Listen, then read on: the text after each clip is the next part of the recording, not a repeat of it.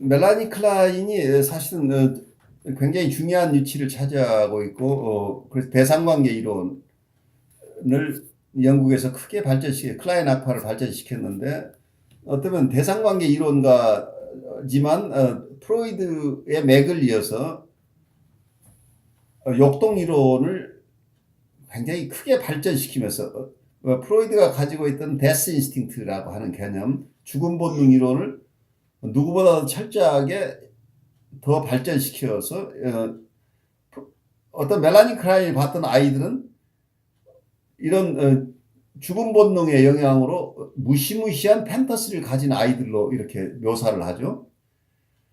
그래서 죽음 본능을 가지고 아이들이 태어난다고 봤는데, 이 역동 이론을 그대로 고수하고 그런 쪽에서 이론을 발전시켰지만, 한편으로는 대상관계라고 하는 거 환경의 영향을 항상 가장 중요하게 생각하는 거니까, 어떤 면에서는 프로이드의 눈밖에 나지 않으면서도 자기의 독창적인 이론을 결국 만들었어요. 환경을 중심으로 하는 대상관계 이론을. 그렇지만 페어벤 같은 분은 순수하게 역동 이론을 포기하고 대상관계 이론을 세우신 분이고, 그래서 대상관계 이론가들 중에서도 아주 독특한 입장을 차지하고 있고, 또 클라인 학파가 아주 풍요로운 여러 이론을 제공하면서 이론적인 것뿐만이 아니라 사이카틱한 사람들 그리고 아동들 치료에 큰 공헌을 했어요. 그래서 이 중요한 분을 공부하는데, 사실 멜라니 클라인을 바로 공부해서 여러분들이 이해를 할 수가 없어요. 그래서 많은 길을 돌아왔어요.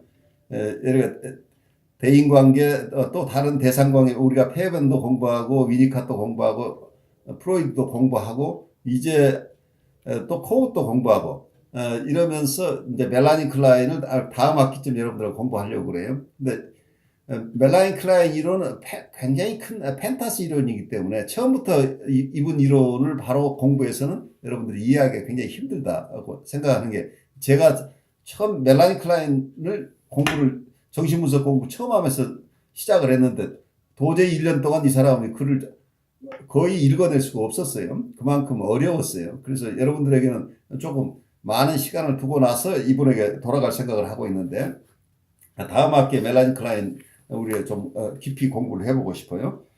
근데 이분 얘기 속에 이분 이론의 편집분열적 자리라고 하는 것이 패러노이드 스키조이드 포지션이라는 걸 하고 디프레시브 포지션이라는 이 이론을 세우셨는데, 이건 인간 발달을 이해하는데 굉장히 중요한 개념이에요. 편집분열적 자리라고 하는 것은 어떤 분열 기제로 사람을 보는 식이죠. 그러니까 어머니가 좋은 엄마하고 나쁜 엄마, 상징적으로 얘기하면 엄마의 굿 브레스트와 배드 브레스트가 따로따로 각각 두 개의 젖이 있다고 생각하는 시절이에요. 그래서 이게 분열되어 있는 상태죠. 그리고 여기에는 편집정이라고 하는 거죠. 그래서 어떤 멜라니 클라인이 봤던 어린아이의 세계는 굉장히 무시무시한 세계이기 때문에 편집적이고 또 어떤 분열적이죠. 그런데 디프레시브 포지션이라고 하는 거, 아이가 한 6개월쯤 되면 아이 생각에 처음에 이 나쁜 젖이라고 하는 게 좋은 젖과 같은 하나의 젖이라는 개념이 발전한다는 얘기예요. 결국은 엄마가 나에게 따뜻한 사람이긴 하지만 어쩔 때는 엄마가 나를 만족시켜주지 않고 내가 젖달라고 할 때 젖을 주지 않는 엄마도 엄마고 젖을 주는 엄마도 같은 엄마라는 걸 이해하겠는. 그런데 아이는 판타지 속에 그동안 어머니를 엄청나게 공격했어요. 어머니의 젖을 통째로 삼켜버리는 이런 판타지를 가졌는데, 이 엄마가 같은 엄마였다는, 내가 그렇게 공격했던 엄마가 지금 나에게 젖을 주는 엄마였다고 하는 것 때문에 아이는 자기가 부린 행패에 대해서 어떤 미안한 마음, 아니면 어른들의 얘기를 하면 죄의식이죠. 길티 필링을 느낀다는 겁니다. 이런 어떤 죄의식을 느끼는 단계라고 하는 것은 통합된 인격이 형성된다는 얘기죠.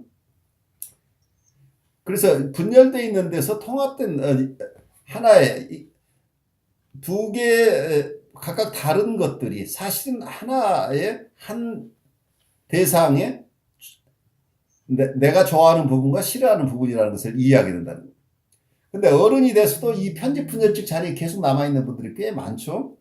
그래서 이 편집분열적 자리에서 디프레시브 포지션으로 간다는 것 자체가 인격적인 성장인데, 이걸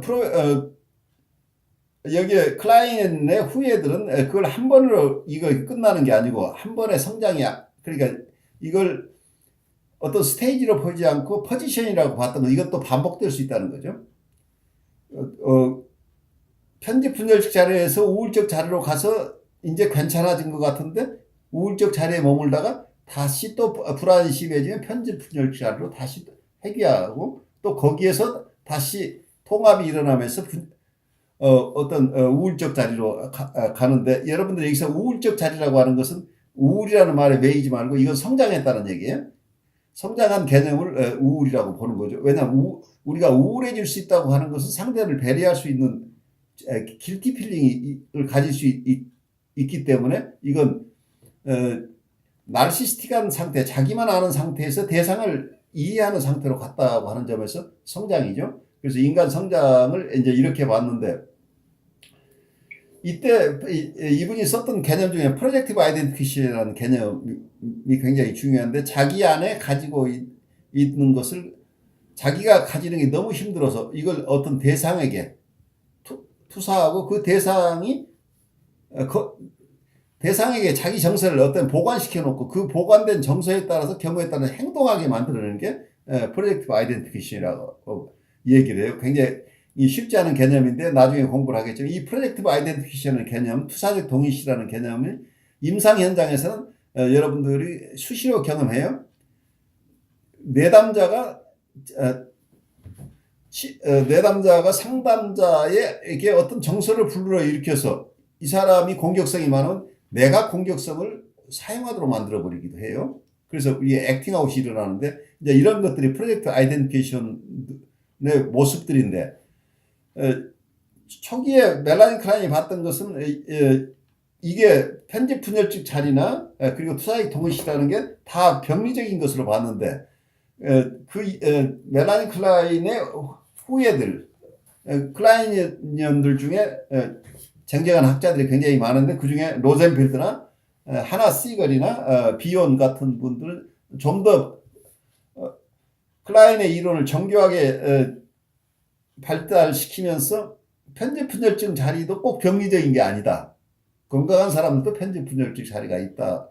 이걸 모든 걸 병리적인 부분으로 보는 게 아니라 인간 성장 과정 모두에게 다 적용된다고, 건강한 사람들에게 적용되는 개념으로 조금 이해를 하고, 프로젝티브 아이덴티피케이션도 병리적인 프로젝트 아이덴티티만 있는 게 아니라 그렇지 않은 것도 있다는 것을 이제 다음에 학자들은 그런 방식으로 좀 더 넓은 개념으로 나아가고 있죠. 근데 이제 이분의 임상적으로는 굉장히 중요한 부분이 이분이 대상관계 이론가이지만 역동 이론을 포기하고 있지 않다는 점에서, 이분이 미국에서 발전한 스파틴스의 현대정신분석과 같아요. 스파틴스도 자기의 독자적인 이론을 세웠지만 이분의 프로이드의 역동 이론은 그대로 채용하고 있어요. 그러면서 이분이 사이카틱한 사람들에도 전이가 일어난다고 보고, 정신분석의 대상을 사이카틱한 사람이다, 뉴라틱한 사람 구별하지 않고 다 봤다는 것. 그래서 어떤 환자를 구별하지 않고 뉴라틱, 사이카틱을 다 볼 수 있도록 어떤 치료의 대상들을 넓혔다고 하는 점에서 큰 기여를 했는데, 그 부분이 미국의 스파틴스도 똑같이 사이카틱한 환자나 보드라인 환자를 볼 수 있는 이론을 세웠다는 점에서, 영국에서는 클라이언들이 한 일을 미국에서는 모던 사이코 애널리스트들이 했다는 거예요. 현대정신분석가들과 어떤 클라이언들은 각각 다른 이론의 틀을 가지고 있지만 임상적으로는 굉장히 비슷했다는 부분이에요. 그런데 어떤 클라이언들은 해석 중심으로 하고 있는데, 현대정신분석은 그 해석 중심으로 하지 않고 이모셔널 커뮤니케이션 중심으로 하고 있다는 점에서 큰 차이가 나요. 그래서 기법상의 차이는 있지만 어, 치료의 대상을 넓히고 그리고 역동이론을 그대로 계승하면서 환자를 치료하고 있다는 점에서는 이 두 가지 이론이 큰 지점에 이 두 가지 중요한 지점에서 일치하고 있다는 걸 이해를 하시면서 아마 다음 학기 우리가 멜라니 클라인 공부하면서 좀 더 현대적 심리학과 클라이언들의 견해가 어떻게 다르고 또 어떤 점에서 서로 도와주고 있는 지점이 있는지 같이 이해하는 시간이 될 수 있기를 기대하고 있습니다.